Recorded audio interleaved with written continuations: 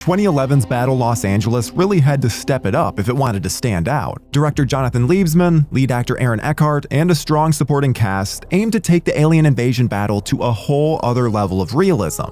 But did it actually hit its mark, or was it a big misfire? What real-life event inspired the story, and which character was written in at the last minute? And we can't forget the real battle, a 2010s version of Armageddon vs. Deep Impact. That's right, Skyline vs. Battle LA, and this time, the battle was taken to court. There's so much to uncover and so many incoming battleships, so grab your combat gear, and let's try to figure out what the happened to Battle Los Angeles. Screenwriter Chris Bertolini was no stranger to military stories, having written the mystery thriller The General's Daughter starring John Travolta. That film also centered on a military protagonist and pulled in $150 million at the box office, despite some pretty mixed reviews. He also penned the made-for-TV mafia flick Mazzo's War. Picture The Departed, but without the swearing, without the violence, without Leo DiCaprio, no Scorsese. Actually, never mind. Just please don't even picture it. No one else did.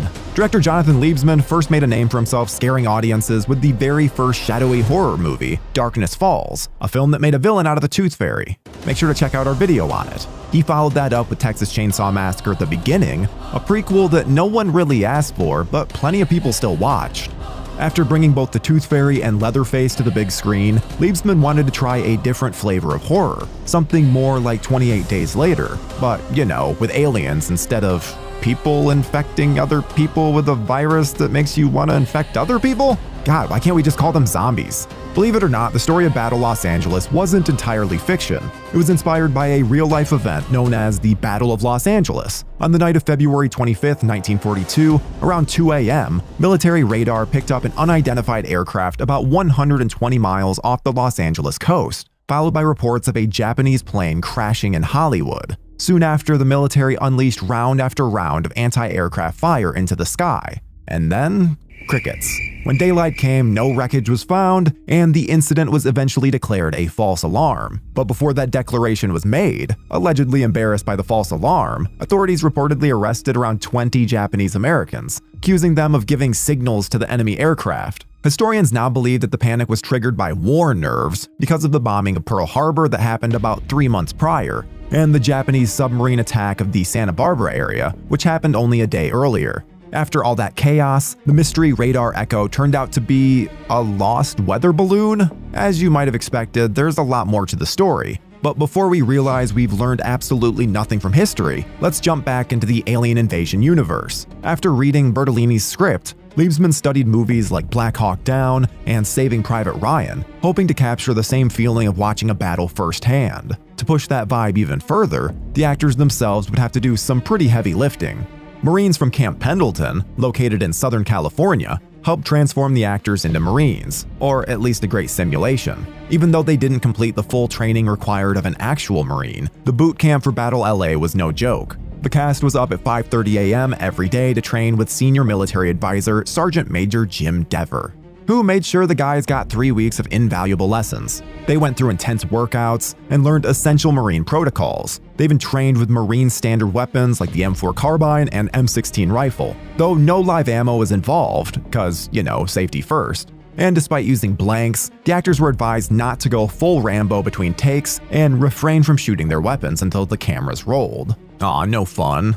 And to top it off, they spent 5 days living in tents without phones, showers, or clean clothes, which they probably thought about as motivation during the horror scenes. After leading the troop in boot camp, as a thank you, the base got its own sneak preview of the movie a week before its public release. Aaron Eckhart leads the charge as Staff Sergeant Michael Nance, a Marine on the verge of retirement who's carrying the weight of survivor's guilt after a mission gone wrong. While the retirement and guilt arcs compete for the biggest man-in-uniform cliché, Eckhart brings a raw edge to the role that saves even the roughest dialogue and softens the blow of the predictable plot lines. The man has power to make bad lines sound good. Michelle Rodriguez plays U.S. Air Force Tech Sergeant Elena Santos. a character added to the script just 1 month before filming. With the limited prep time, she skipped some of the boot camp training, but it worked for her role. She swoops in about 45 minutes into the film to kind of explain the aliens' tech and save the Marines from having to deliver clunky exposition themselves. Yeah, no, like a walking Area 51 Wikipedia. Also showing up around the 45-minute mark are Michael Pena and Bridget Moynihan as civilians holed up with kids. They're a welcome breather from the non-stop military action, and the movie could have used more screen time with them. The Marines included Neo in his second ever film role. Shameless star Noel Fisher, William Rothar, Jim Perrick, and Ramon Rodriguez all sell that brotherly vibe well enough to make the squad feel like an actual unit. The aliens don't actually get as much screen time as you'd expect. Most of what we see are their ships blowing things up, but when we do get up close, the creatures shown are almost entirely CGI. With one big exception, the unlucky alien dragged like a ragdoll across a long hallway and into a room for an impromptu autopsy, because apparently every alien invasion movie needs to show at least some amount of gooey slime. While writing the script, Bertolini only had a vague idea of what the aliens should look like. He envisioned them swarming like birds or fish, but left the more elaborate details up to the visual effects team. The team's goal was to make the outer space creatures look monstrous and intimidating, but still keep the appearance subtle. Once they settled on a design, the director kept sending new notes and tweaks, so the aliens' look kept evolving throughout the production, which might explain why I can't remember a definitive look of those things. They kept reinventing them. Like Pokemon, but with way more explosions. Despite the film's title, most of the movie was actually filmed in Louisiana, thanks to generous tax incentives. The screenwriter had driven around LA neighborhoods like Venice Beach and Santa Monica to scope out alleyways, side streets, and overgrown brush. Basically any and every spot where he could imagine aliens lurking. Those West Coast streets were rebuilt in Louisiana because apparently Battle Baton Rouge just didn't have the same ring as the title. During a stunt, Aaron Eckhart slipped, fell 7 feet, broke his upper arm, and nearly hit his head on the way down. But instead of shutting down the production, he powered through the scene and returned to set 2 days later, proving that you either recover as a civilian or you stay on set long enough to fight like a Marine. I know, I regretted it as soon as I said it. Before filming began, the production also considered shooting in 3D, but with so many planned handheld shots, under cars, underwater, right up in the midst of explosions, Liebsman decided the effect would be too overwhelming for audiences. And let's be honest, the movie was already testing the viewer's mental and physical stamina with more shaky cam shots than the Blair Witch Project. Battle Los Angeles hit theaters on March 11, 2011, which is a clever nod to the Marine Corps' 0311 Rifleman MOS code, which is basically the name for the guys on the front line with the big guns. The movie nabbed the #1 spot with a $35 million debut, eventually raking in a worldwide total of $212 million against an estimated $70 million budget. Not bad for a movie that should offer a free gift of Dramamine with a ticket purchase. And while the box office was impressive, most critics weren't exactly impressed by it. The film holds a 37% approval rating on Rotten Tomatoes, though audiences were a bit kinder, giving it a 48% rating, but still not good. On IMDb, audiences gave it a 5.7, and fans praised the war movie meets the alien invasion flick mashup, but pointed out the very cheesy dialogue.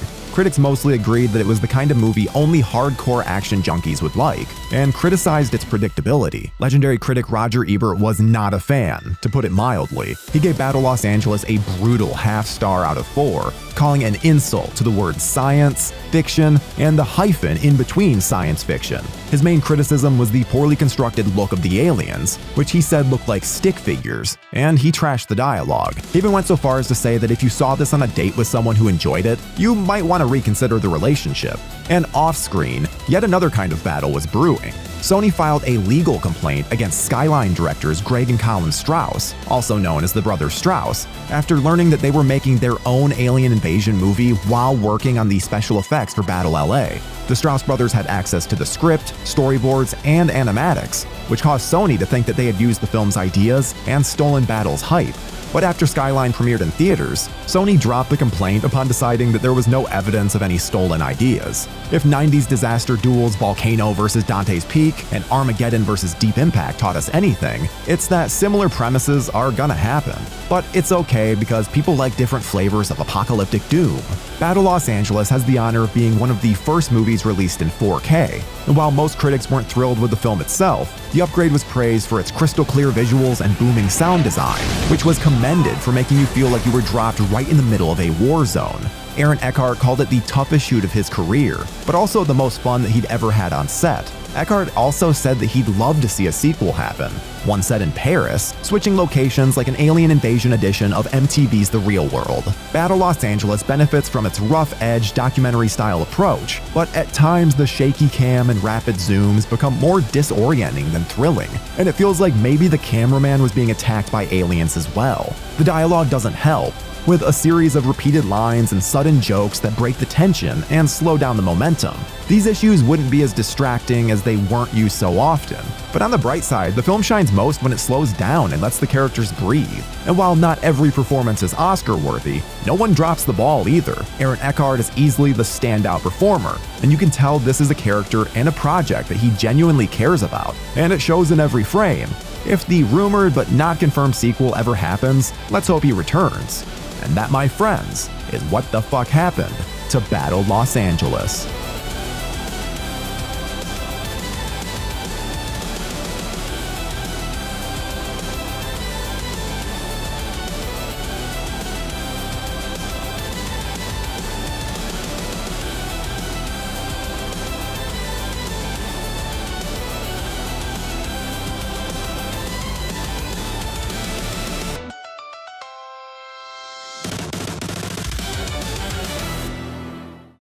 Thank you for clicking on our video, everybody. If you like what you saw here, please make sure you like the video and subscribe and share with your friends who like this sort of content. JoBlo was created by movie fans for movie fans, and we appreciate your support.